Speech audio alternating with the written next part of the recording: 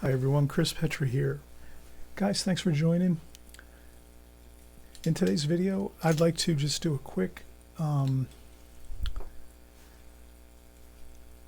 idea on brushing up on your art. If you like to paint watercolors and you're just starting out, let's say, or you've been maybe doing it for a while, maybe a year or two, and I think one of the greatest things that I ever learned was to just for me was learning how to just practice like on simple things, maybe one or two items, and practice it a lot for maybe like a couple weeks or so to get familiar with it. And then each time I would practice something over and over, it would get a little easier to paint and to draw. So what I found was that when I did that exercise of just drawing consistently the same things over and over, like I would park in my car and draw local buildings that were around my house where I lived or where I worked, maybe at lunchtime or when I was on my way home. I would stop and just park and have my sketch pad in my car and just draw maybe a familiar building that I would draw 3 or 4 different times a month, let's say.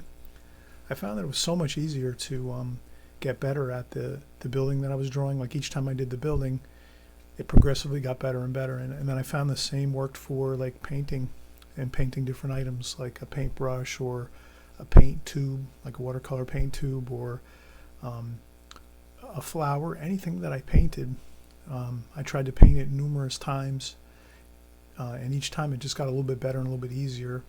And then I noticed that if I wanted to do a painting, I could, let's say, practice drawing 2 or 3 different parts to a painting, let's say a building and a tree and a car. So if I drew the building and the tree and the car like many times for like, let's say, a couple months, then I could put all 3 of those items in a painting, draw it and paint it, and it was a lot easier. So that was a big learning process for me, and it helped me tremendously. So at this point here, I'm just going to do a quick drawing of a paintbrush, and I draw paintbrushes a lot and paint them. So I'm just going to start off doing a contour drawing, and I have the paintbrush sitting on a white foam board across from me, like on an angle to the right. So I'm just looking at it, and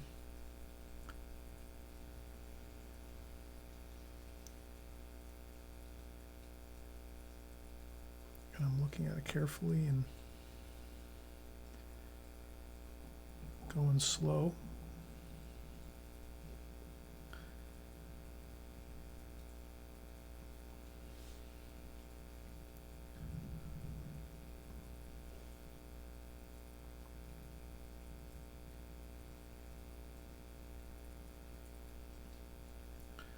Then I'm picking up the shadow. I have a light set up over the top of the paintbrush so that I can see a nice good shadow underneath it, and that helps me a lot when I'm drawing and painting, to have a nice good shadow shape along with the object I'm drawing and painting. So here I'm just going outside of the picture, and then I'm contour drawing here.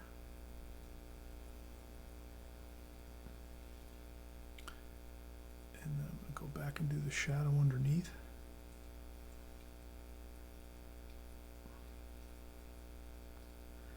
And then here on the paintbrush, I see this part of the paintbrush is chrome. So chrome tends to have like really dark shadows on it, and they tend to be usually in long sharp lines. So I can see that shadow running across here, and it seems to be the same color as the handle of the brush, the wood handle, and this is all black, the wood handle, and then this is chrome, and then this is sable here, which is sort of like a golden red color. So I've done this, probably hundreds of times, drawing a paintbrush and then painting it. So here I'm doing it again, and just showing here that it'll get easier and more familiar to you each time you practice one specific item, whether it's a flower, a paintbrush, or a paint tube, or a tree, or a house, whatever it is. It always gets simpler as we go. I'm going to go into some sepia tone paint. It's called Sepia by Winsor Newton. And then I'm going to mix a little bit of ultramarine blue with that. And maybe a little bit of burnt umber. So I'm just mixing up some simple, like 3 colors, French ultramarine blue, burnt umber, and sepia tone.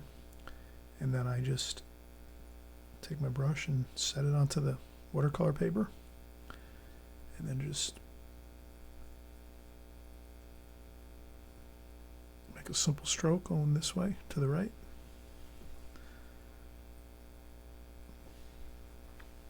And that's the handle. Then I notice it's got a little bit of variations to it here and there, so I'm going to go back in and see if I can just do a little bit of variation with that. Add a little darker color, the sepia tone. That makes it look a little more interesting. It's not just one solid color, it's sort of mixed here a little bit with different colors. And I might add a little bit of yellow ochre just to give a little more interest there. And I noticed that the shadow on the chrome part of the paintbrush is pretty much the same color. It's like a really dark blackish blue.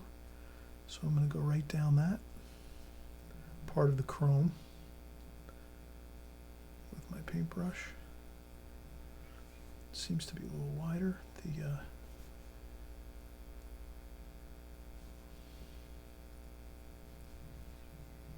That looks pretty good. And I have a little bit of cobalt blue and yellow ochre. And I think I'm just going to make a little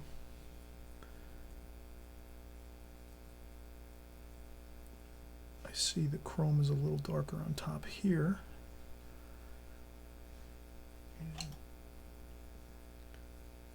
that's pretty good. Then I'm going to go in and do some work on the bristles of the brush. That I'm going to use some raw sienna, a little bit of yellow ochre, and a little bit of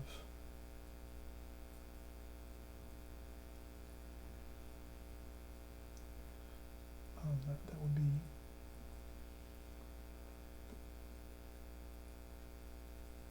burnt sienna, and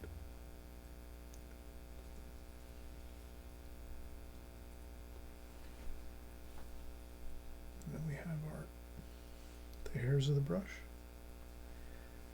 and I noticed that they're a little darker toward the point, so I'm going to go back into that same dark mixture of sepia, French ultramarine blue, and a little bit of yellow ochre maybe.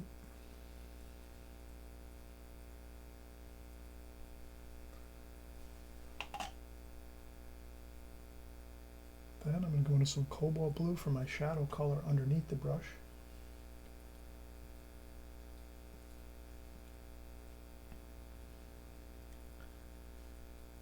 I think I'm going to wait till that dries a little bit.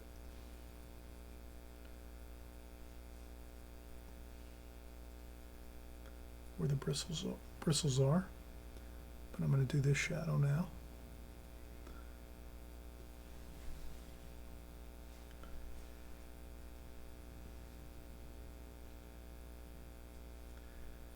And I think I'm going to try it and see how it works here.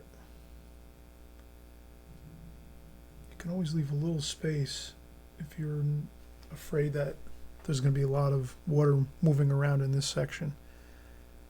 That's one of those little tidbits of information that really is helpful.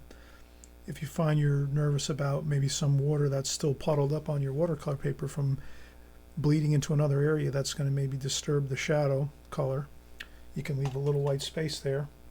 And then after this dries for maybe 5 minutes or 3 or 4 minutes, then you can kind of just gently go back in and meet up those two areas, and then that'll usually work out pretty well. And I'm going to do a little more.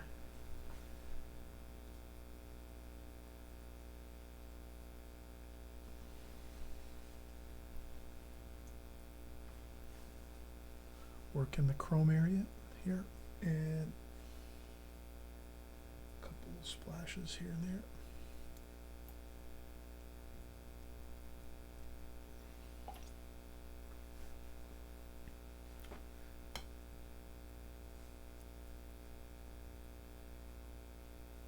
And I think I'm going to go back into that spot right there.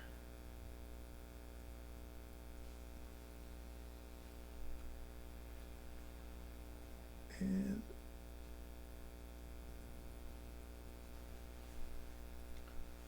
okay, so that's an interesting paintbrush, a Da Vinci Maestro paintbrush, sable watercolor brush, and I might change up and use a smaller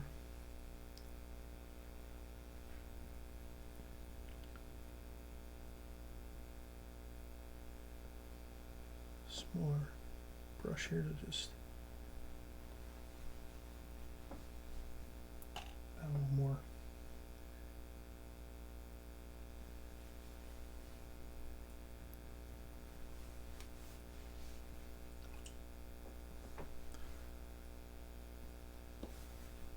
Okay, so that's my probably number 230 paintbrush painting here, drawing and painting. Again, I practice these a lot, all the time, and each time I do it, it's a little more fun, a little more easier to do. And let's have fun. If you like to paint, I say try a lot of different subject matter, and also, try to practice over and over the same type of subject matter, whether it's a brush or a flower, whatever it is you like to paint. Try painting the items you really like to paint a lot. Try to paint them as many times as you can. You'll get more familiar with them, and they'll be easier to do each time. So you'll have more fun. It'll be less stressful, and you'll have a great end result when you go to paint this in a painting, or if you're just having fun, you'll just enjoy it more. Guys, thanks a lot for watching. We'll see you on the next video. Bye bye.